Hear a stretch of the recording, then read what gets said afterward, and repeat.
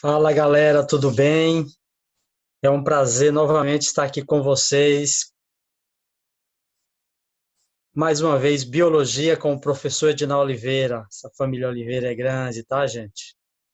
Mas conto com vocês para aumentar aí os inscritos no meu canal, tá?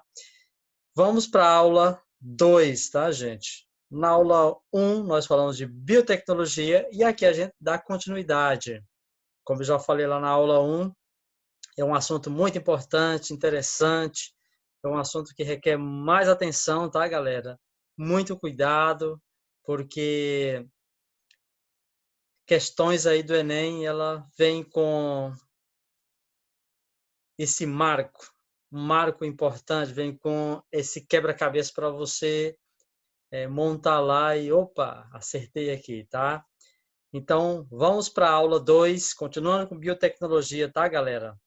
E qualquer dúvida, tá, gente? Deixa um comentário aí que a gente vai tentando tirar as dúvidas de vocês aos poucos. Mas deixo um recado aqui. Toda dificuldade, ela se alicerça para que a gente possa ter um sucesso na vida, tá? Então, as dificuldades elas virão mesmo, mas é através delas que a gente vence, tá bom? Então, vamos continuar com biotecnologia. Só tirar a minha imagem aqui para vocês poderem também acompanhar, ler, pausar o vídeo. Vamos continuar com biotecnologia, só que agora falando de eletroforese e a identificação de pessoas, né? O que é eletroforese? É uma técnica utilizada para identificar a impressão digital. Através da impressão digital, né? Através da impressão digital, tem como identificar, né? Então, é uma técnica nova e é uma técnica que ela está sendo utilizada aí muito nesse campo aí da biotecnologia, tá? Principalmente para identificação aí, ou reconhecimento aí de DNA, de um vestígio de DNA, tá? Principalmente, vamos dizer assim, no sistema prisional, carcerário, ou desvendar algum crime, CSI, vamos dizer assim, tá? Então, é uma impressão digital que é feita do DNA, também conhecida como DNA fingerprint, ou seja, finger dedo, fazer um print aí do dedo, tá? Também é utilizada com RNA e proteínas, tá, gente? Então, a eletroforese também ela pode ser utilizada também com RNA e pode ser utilizada também com proteína, não só com o DNA, tá? A eletroforese isola fragmentos de DNA de diferentes tamanhos através de um gel. O nome desse gel é a policrilamida e gel de agarose, submetido a um campo elétrico. O campo elétrico, na verdade, é para separar o tamanho desses fragmentos de DNA, né? Eles vão se separar por tamanho, por bandeamento, e aí cada quem vai ficar numa faixa horizontal, mais ou menos. Quem for daquele tamanho vai ficar numa faixa horizontal. Vamos dizer, de outro tamanho, faixa horizontal 2, faixa horizontal 3, faixa horizontal 4, e assim, então, cada quem que for de um tamanho só, eles vão se emparelhar mais ou menos naquela faixa horizontal, tá ok? Os fragmentos de DNA formam faixas ou bandas que podem ser visualizados por corante ou luz ultravioleta. Aqui, subir aqui um pouquinho, vocês podem ver que o rapaz aqui com essa pipeta, a gente utiliza também um famoso também pipetas de pente, né, que pega o DNA e aí joga ele aqui nessa parte, vocês estão vendo aqui embaixo. E quando a gente joga, esse DNA ele vai se separar aqui por bandeamento, por tamanhos vamos dizer assim, de faixas. E aí vai dar para a gente identificar qual, naquela horizontal, se eles qual, vamos dizer assim, o parentesco que existe, tá, galera? Então, eu espero que aí vai esclarecendo para vocês um pouquinho. A minha imagem está atrapalhando vocês aqui um pouquinho, vocês verem. O DNA humano contém cerca de 40 mil genes diferentes, tá? Diferentes, tá ok? Mas isso é apenas 3% do conteúdo do genoma humano, tá? Lembre-se que foi feito o projeto de genoma humano e aí foi feito o sequenciamento lá de todo o genoma para saber o gene, quais são as finalidades, o que é que ele faz, o que é que pode deixar de fazer, e descobriu que tem uma boa parte aí, na verdade, que é um chamado lixo, por exemplo, que não tem uma certa funcionalidade.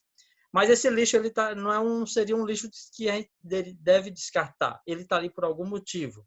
Há muito estudo ainda que virá por aí, tá, galera? O restante é DNA não codificante, não vai codificar nada, não vai formar uma proteína. Ou seja, o DNA aqui não vai formar proteína, não tem uma utilidade, entre aspas, tá? Uma parte dessa sequência de DNA não codificante é chamada de VNTR, significa número variável de repetições em sequência. Seria mais ou menos isso, seria mais ou menos uma sequencinha, vou dar um exemplo, CGT, CGT, CGT, CGT, CGT, CGT. Vai ficar mais ou menos essa sequência, seria uma repetição, tá? Com a técnica de DNA recombinante, né? DNA recombinante é quando a gente pega um DNA e junta ele lá e recombina, tá? Junta, como a gente viu lá na aula 1. Acho que eu vou tentar deixar para vocês no card aqui, tá? Deixar para vocês aqui no card, para vocês dar uma verificada também na aula 1.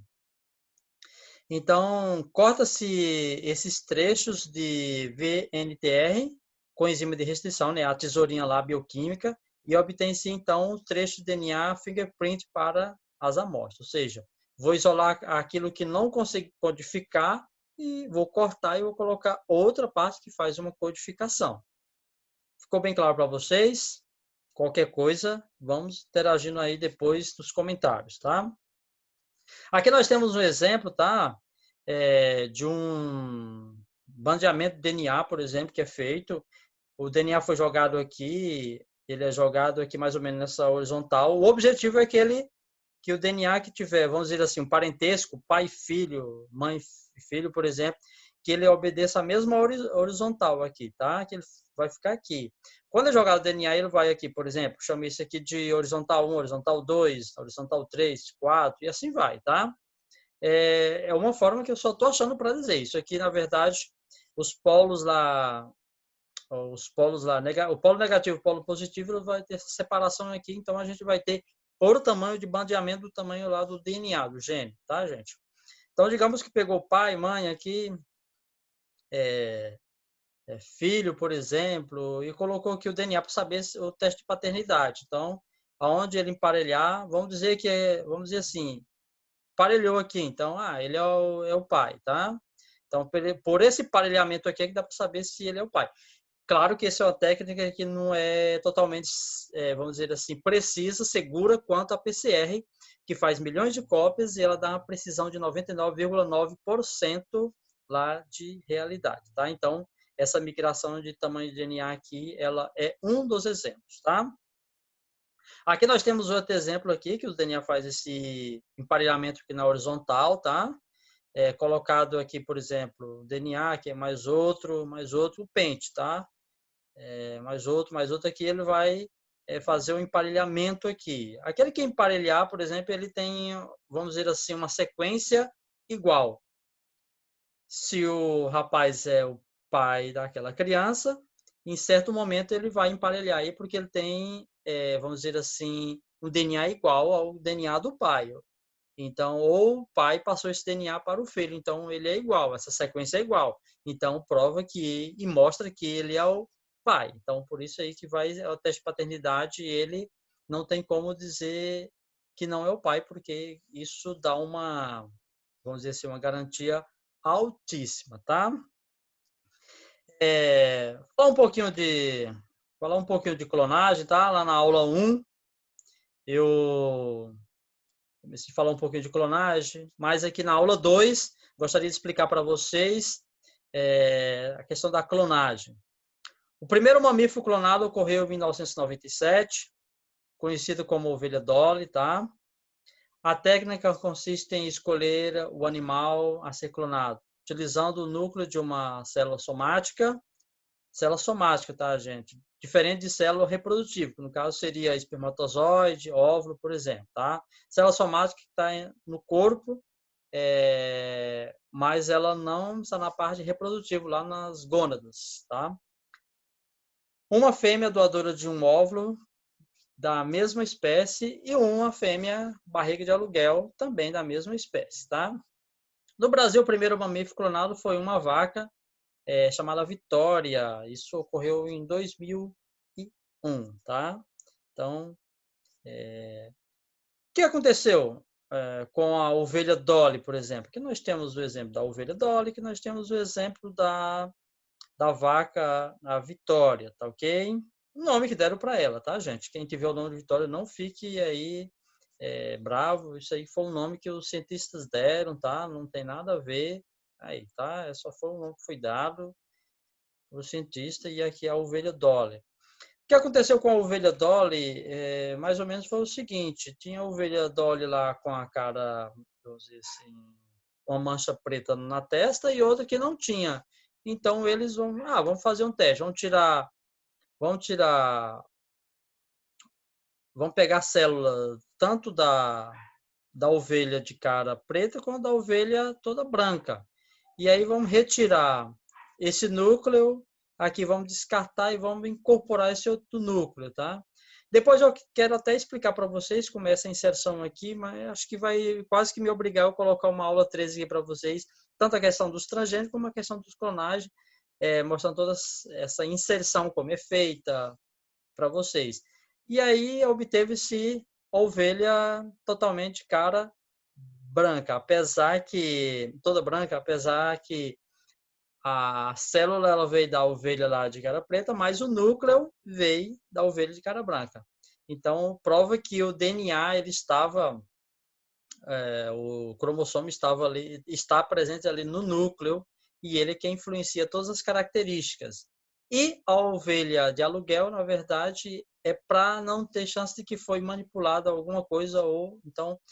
Claro que essa ovelha aqui, por a questão de telômeros, posso até explicar para vocês depois, mas houve um envelhecimento, porque é claro que a mãe dessa ovelha, vamos dizer assim, entre aspas, já era uma ovelha de certa idade, e ela nasceu com os telômeros de uma certa idade, então ela teve problema respiratório, tem que ser sacrificada, tá? Então, por isso aí que a gente leva para a questão humana, e aí a gente cai numa questão se clonar uma pessoa que já tenha 40, 50 anos, quando essa criança nascer, ela já tem uma idade genética já de uma pessoa de 40 anos. Quando ela chegar lá para os seus 20 anos, ela já tem uma idade genética já de 60 anos, então ela vai ter algum problema. Então, isso, a bioética é um campo que é muito estudado, isso aí não. E a questão religiosa, etc., não aprova isso aí, tá, gente? Então, mas é interessante que a gente tenha esse conhecimento para a gente aplicar lá na hora da prova, tá? Aqui tem mais ou menos esse exemplo, como foi feito. Vamos dizer assim, pegou célula aqui da ovelha. Essa ovelha, a imagem aqui não está tão boa, mas vamos dizer assim, essa ovelha com a cara aqui branca, essa outra ovelha com cara preta, por exemplo. O que foi feito foi o seguinte, retirou, aqui é uma célula, que é o núcleo, retirou o núcleo e daqui retirou-se o núcleo, só que esse núcleo aqui descartou, removeu, jogou fora. Pegou só a membrana plasmática. Inseriu esse núcleo aqui nessa membrana plasmática que veio dessa outra ovelha aqui, que tem característica. Essa ovelha, ela, vamos chamar assim, lá na primeira lei de Mendel pura, tá? Ela sempre, os filhotes dela iam nascer de jeito aqui, tá? Para ter uma certeza. Inseriu o núcleo aqui e, vamos dizer assim, utilizou outra ovelha como barriga de aluguel. Ao nascer, essa ovelha que ela foi inserida com barriga de aluguel, ela tinha a cara preta. Então, vamos ver como é que nasce. E ela nasceu com a cara branca. Isso prova que, na verdade, a característica ligada ao núcleo, ao cromossomo que está aqui dentro do núcleo, por exemplo, que veio dessa ovelha aqui. E outra, não, essa célula aqui, ela não são células que vieram lá células reprodutoras, sim, somáticas, tá, gente? Então, mais uma prova aí que era possível fazer e é possível fazer clonagem, tá? Então, aqui, com a clonagem, com a clonagem, e é possível fazer a clonagem terapêutica, tá? Então, essa clonagem terapêutica ela vai ter um fundamento importantíssimo na questão da, vamos dizer assim, da medicina, que consiste em produzir órgãos com o genoma do indivíduo que foi clonado e que necessita de transplante de órgão, tá? Alguém está precisando de um órgão, por exemplo, então teria como deixar, vamos dizer, previamente esse órgão produzido para a população?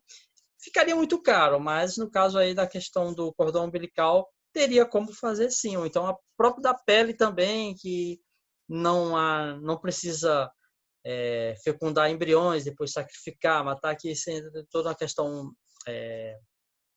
bioética, questão religiosa e etc, tá? Mas poderia fazer essa parte, desenvolver tecido, órgão, por exemplo, sem, vamos dizer assim, sem formar um ser vivo e utilizar de uma forma, vamos dizer assim, positiva.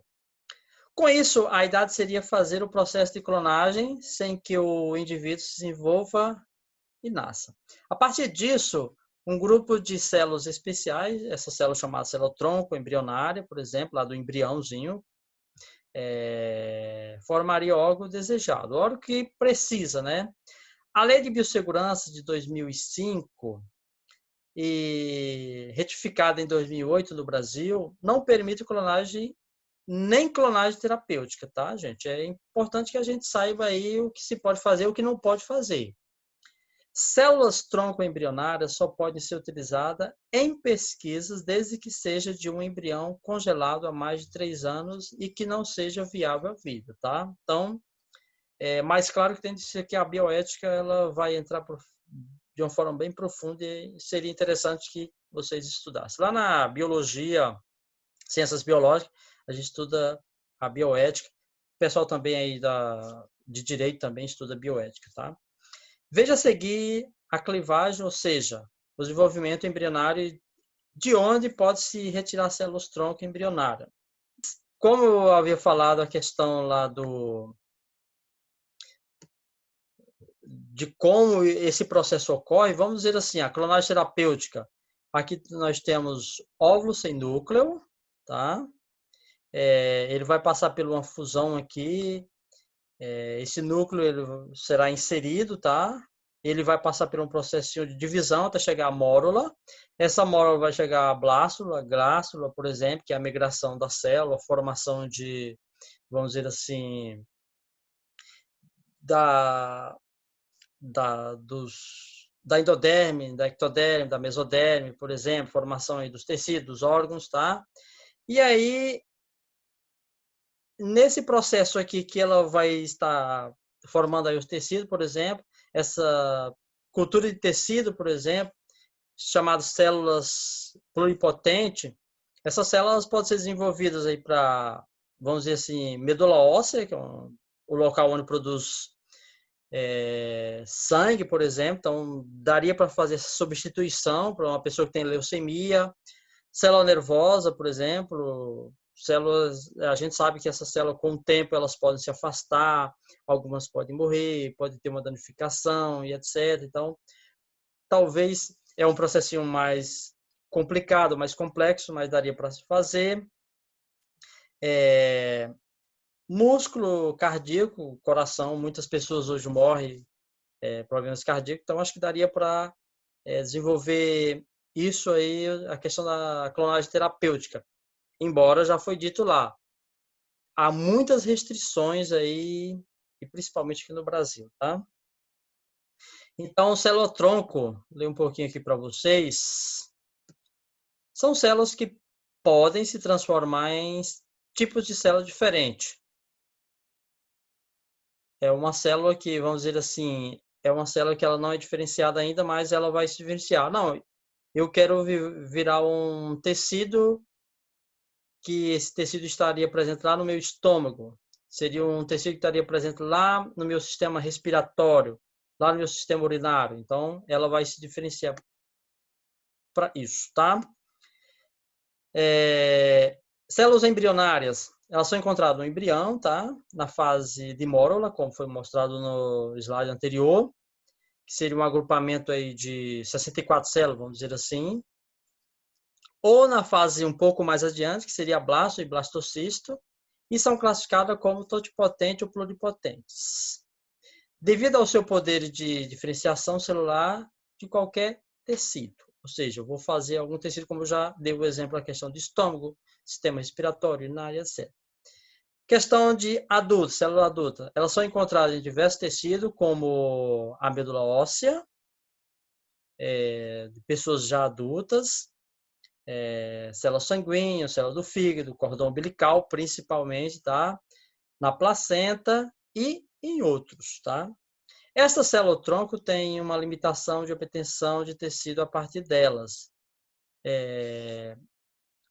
Esse certo limite talvez trave um pouquinho aí os cientistas a dar uma continuidade, a ter um certo, vamos dizer assim, uma certa precisão nas suas experiências, na sua busca, no seu objetivo, tá?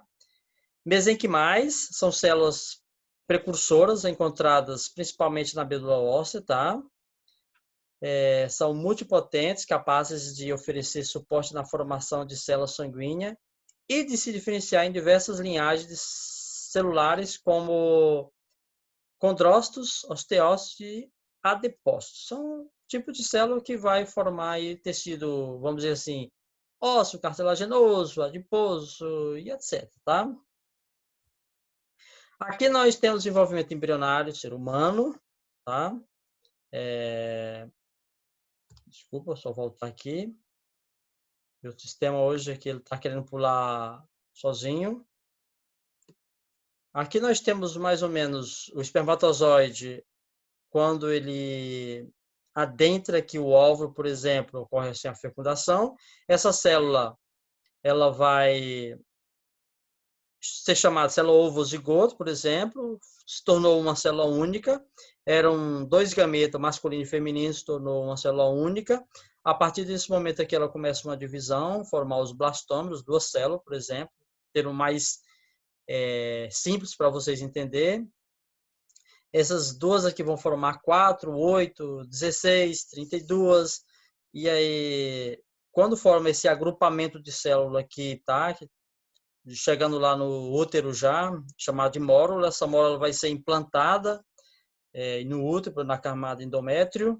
E aí as células vão começar a fazer uma migração, tá? Elas vão começar a migrar aí para um polo vegetativo, polo, vamos dizer assim.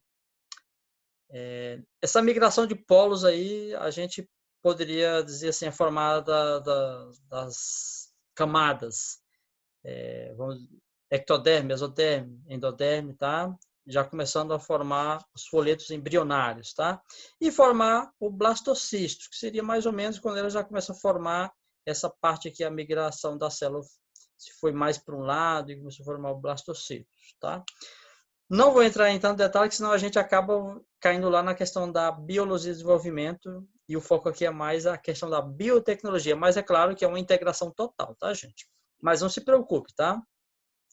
Células tronco embrionário podem ser retiradas na fase de mórula ou blastocisto, durante o desenvolvimento embrionário, tá? Então, é nesse momento que o cientista ele pode fazer essa coleta de célula aqui para um estudo posterior, tá? Aqui nós temos uma célula tronco adulta, célula mãe, por exemplo, da figura. Aqui a gente tem uma célula da medula óssea, por exemplo, que ela pode ser coletada. Essa célula aqui ela vai passar por um processo de diferenciação. Ela vai se tornar aquele tipo de célula que eu desejo. Você é massa, que são as células sanguíneas, os glóbulos vermelhos, né? Plaquetas, né? Às vezes uma pessoa aí tem dificuldade de estancar um sangramento, ela tem hemofilia, então ela precisa de plaquetas. Então eu posso desenvolver esse tipo de plaqueta na pessoa, ou posso desenvolver os neutrófilos, que é um tipo de célula de defesa do nosso organismo. Vamos dizer assim, os linfóides, linfócitos, por exemplo, essas células podem se diferenciar em vários tipos de células, tá? Isso aí a partir de uma célula que ainda ela não tem uma diferenciação, tá bom? Aqui nós temos origem da célula tronco adulta e mesenquimais, tá? Tecido ósseo, por exemplo, essa célula pode acontecer o que com ela? Como vocês observam aqui na célula, acontece o seguinte: célula tronco hematopoética, origem às células do sangue. Células tronco adulta, de onde elas vêm, tá? Ou células tronco mesenquimais, que vai originar tecido ósseo, vai utilizar também a questão do tecido cartilaginoso e do tecido gorduroso, né, que é o chamado adiposo, tá? Então, daqui a gente pode fazer uma diferenciação dessa forma com essa técnica, tá? A técnica da biotecnologia é vamos dizer assim, um processo que cada dia ela avança um pouquinho e esse pouquinho já tem andado muito, tá? Graças aos cientistas empenhados que ficam aí muitas horas dedicando esses estudos, tá bom? Então é isso, galera. Espero que vocês tenham entendido um pouquinho aí dessa aula 2 para vocês. Qualquer dúvida, deixa aqui, deixa seus comentários, deixa seu like, se inscreva no canal, mais uma vez eu peço.